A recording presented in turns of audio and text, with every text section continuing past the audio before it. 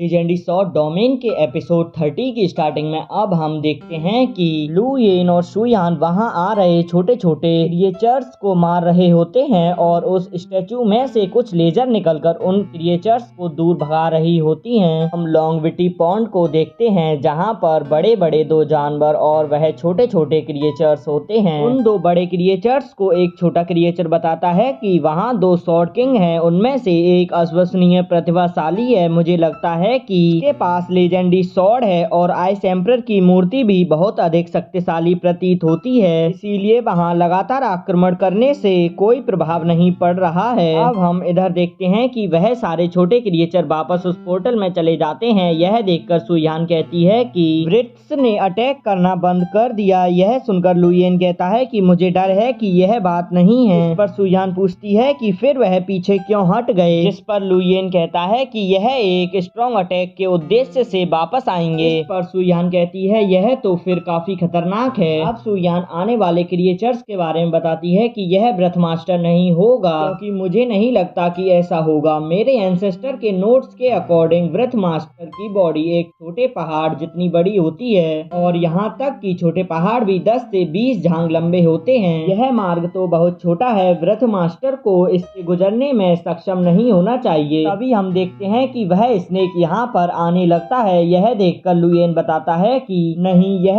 एक breath master है। मुझे नहीं पता कि बाहर क्या हो रहा है। शायद मैं अपनी लेजेंडरी थाउजेंड स्वॉर्ड से ब्रेथ मास्टर को अटैक कर रोक पाऊंगा। यहाँ सोचती है कि एल्डर को गए अब काफी समय हो गया है, अब शायद लुयेन और मुझे ब्रेथ मास्टर का सामना करना होगा। अब हम देखते हैं कि उस पोर्टल में से वह स्नेक आ जाता है, जिसे देखकर सुयान कहती है कि कोई संशय नहीं कि यह ब्रेथ मास्टर यहाँ पर आने में सफल रहा, क्योंकि यह तो एक स्नेक है। उस स्नेक के यहाँ आते ही बर्फ जम जाती है, जिसे देखकर सुयान भी डर जाती है। लुयेन उससे कहता है कि तुम जाकर स्टैचू के नीचे खड़ी हो जाओ और सावधान रहना, मैं इससे अकेले ही निपट लूंगा। वह कहता है कि तुम जैसे सॉर्ड किंग की हिम्मत कैसे हुई, तुम तो काफी छोटे हो, तुमने तो जो सॉर्ड पकड़ी है वह काफी अच्छी लग रही है, क्या यह लेजेंडरी सॉर्ड है? जिस पर लुयेन कहता है कि तुम पीछे हट जाओ वरना मैं तुम्हें इस सॉर्ड की पावर से ही जैसे ब्रेथ मास्टर को मार डालूंगा। जिस पर वह स्नेक कहता है कि लेजेंडरी सॉर्ड स्ट्रॉन्ग है, लेकिन तुम काफी कमजोर हो, तुम्हारे पास मेरे खिलाफ जाने का कोई चांस नहीं है। इसके अलावा तुम्हारे हाथ में लेजेंडरी आइस फ्रूट सॉर्ड भी नहीं है और वैसे भी लॉन्गविटी पॉन्ड में सभी इंजरीज को आसानी से ठीक किया जा सकता है। तुम्हारी लेजेंडरी सॉर्ड से मेरे लिए कोई खतरा नहीं है। तुम दोनों वैसे तो काफी छोटे हो, पर तुम इतनी सी उम्र में सॉर्ड किंग बन गए। आपको तो ह्यूमन मार्शल आर्ट आर्टिस्ट के बीच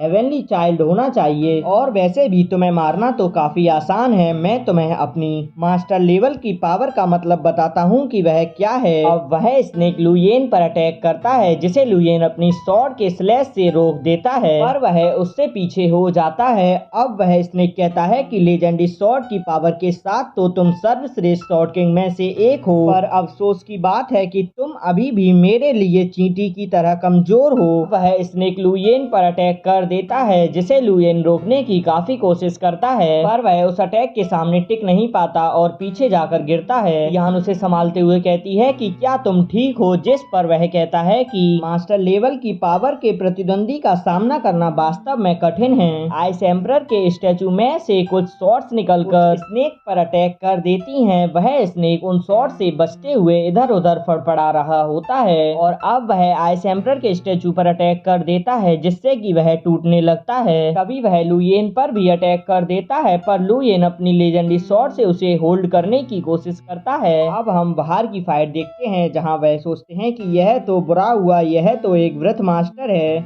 और अब तो आइस एम्परर का स्टैचू भी अधिक समय तक नहीं टिक पाएगा। तभी ब्लड सॉर्ड एल्डर कहता है कि ऐसा लग रहा है कि डीमंस के आइस डोमेन की सील टूटने लगी है। तुम्हारी लिटिल प्रिंसेस जल्द ही उनके हाथों मारी जाएगी। होंग युआन, तुम मुझे बता दो कि आइस फ्रूट सॉर्ड को तुम कैसे कंट्रोल करते हो, मैं तुम्हें उसे बचाने के लिए जाने दूंगा। जिस पर वह कहते हैं कि तुम इसके बारे में सोचना भी मत।